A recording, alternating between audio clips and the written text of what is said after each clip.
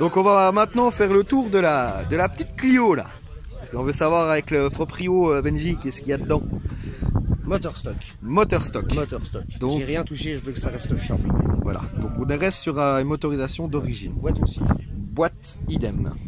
Par contre, tous les trains, c'est des vrais trains de Clio 2 Cup. Voilà. Donc on part de berceau.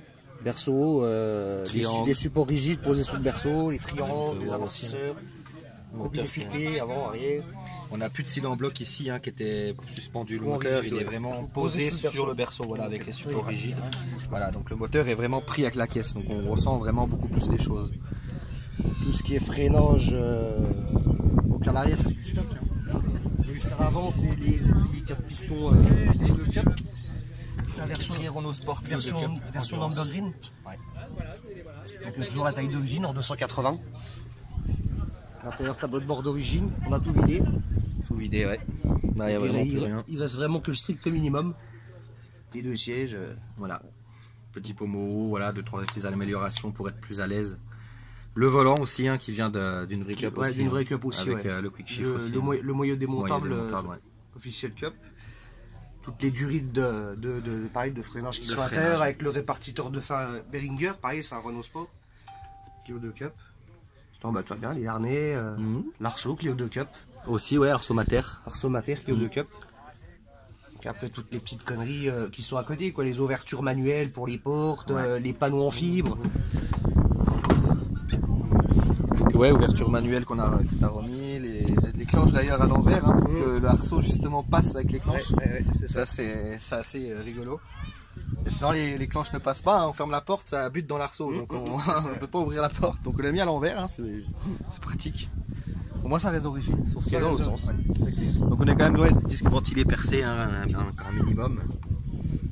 Ça voilà, c'est du percé rainuré, les disques. C'est un peu mieux que d'origine, mais pareil, toujours de la taille d'origine et c'est les étriers d'origine, ça.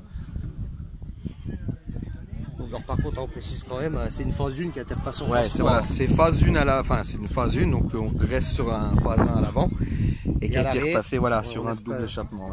C'est plus beau, c'est esthétique, c'est tout. Le plancher plat, vraiment pour que le gros échappement passe en dessous. Vraiment là, on a un bac de roue de secours. Normalement, il y a un bac de roue de secours, là, il a été supprimé sur cette voiture-là. Donc Clio 2 Cup et les Clio 2 phase 3, 182 chevaux, ils sont équipés comme ça. Donc voilà, il faut savoir que Ben c'est mon collègue, c'est le collègue, il connaît Team FTT, tout ça, il sait de quoi on parle. Oui, big up à tout le monde les gars. Big up, voilà. Et voilà, moi j'ai fait avec lui la petite sœur, on va dire, la petite sœur qui est un peu moins évoluée niveau des trains. Moi je suis d'origine, moteur stock aussi, mais on a vidé quand même, on a mis les éléments de sécurité, surtout l'Arceau, les baquets, les harnais. T'as quand même le châssis sport dessus. Châssis sport, oui, exact. Ça t'a bien aidé, je trouvais que tu passais vraiment bien dans les virages. Ça passe bien, ça passe franchement bien, ça va, je me fais plaisir. Là t'as un degré de carrossage derrière, il faudra mettre 2. Et à l'avant pareil, il faudra acheter des machines camber pour mettre un peu de carrossage, c'est ça qui me manquerait éventuellement pour... Carrément. Mais ça va bien, franchement. Non, ça va bien, c'est des bons petits joujoux.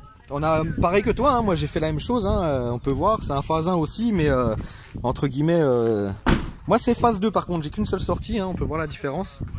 Là il y a double sortie d'échappement, et puis nous ici on a une seule sortie, mais c'est pareil, un pare-choc phase 2.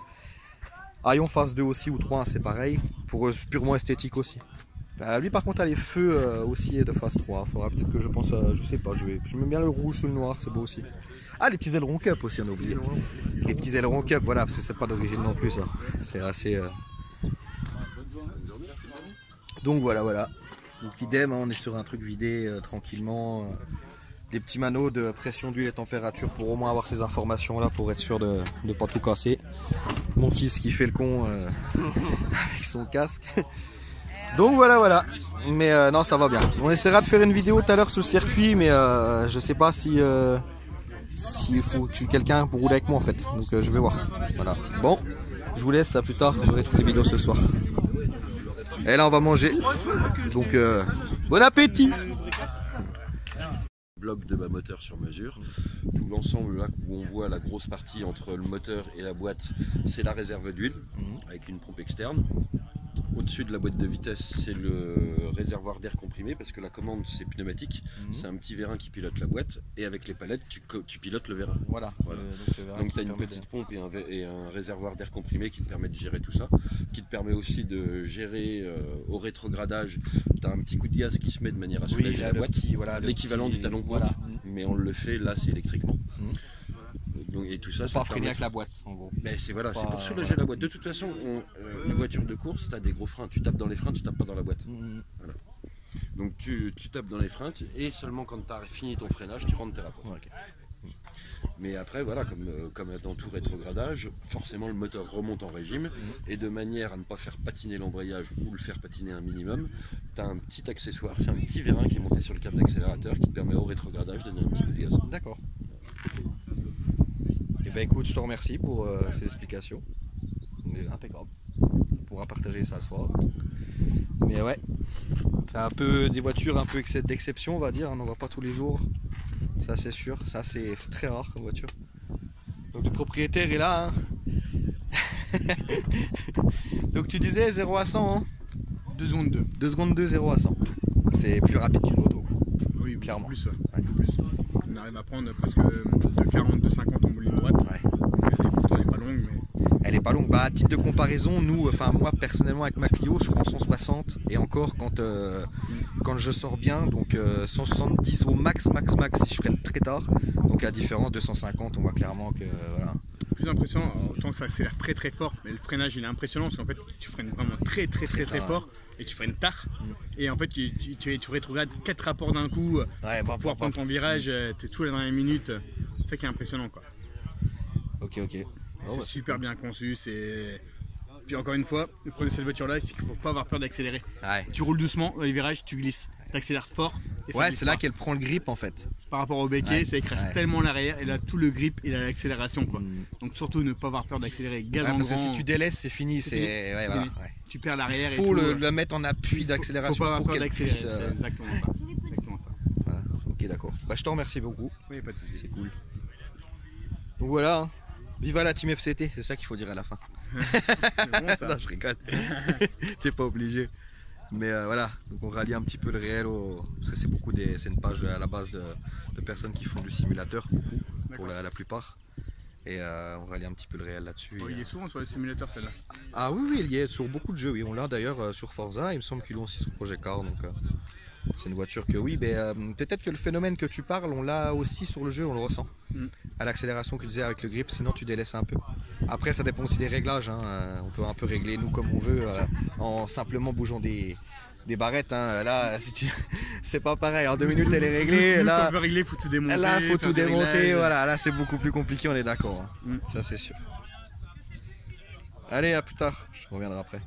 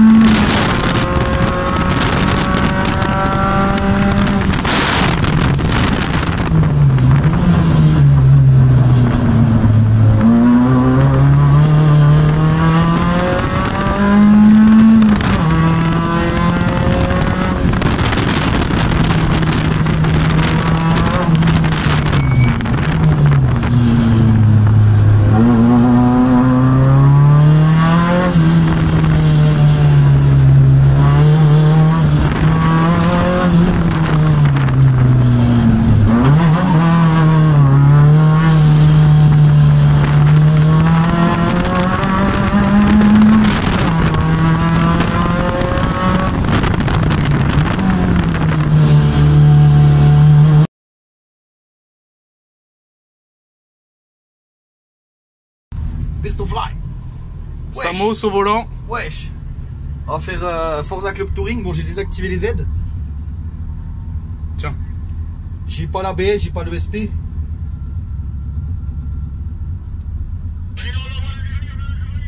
Ouais. Ça filme encore? Ouais. Eh bon ça. Moi j'ai pas les trajets au sol par contre, y'a pas reste collant là. Alors je sais pas trop freiner. Ouais, une Porsche derrière, je pense que je vais laisser passer.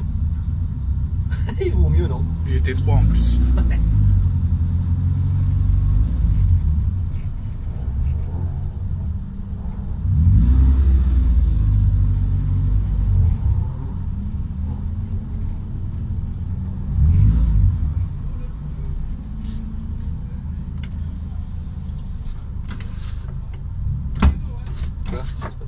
Laisse un peu ouvert ou je vais mourir. Ouais.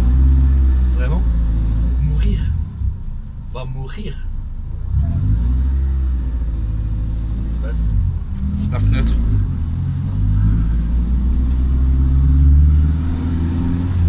Il est bien le casque du Ben parce qu'il est beaucoup plus léger.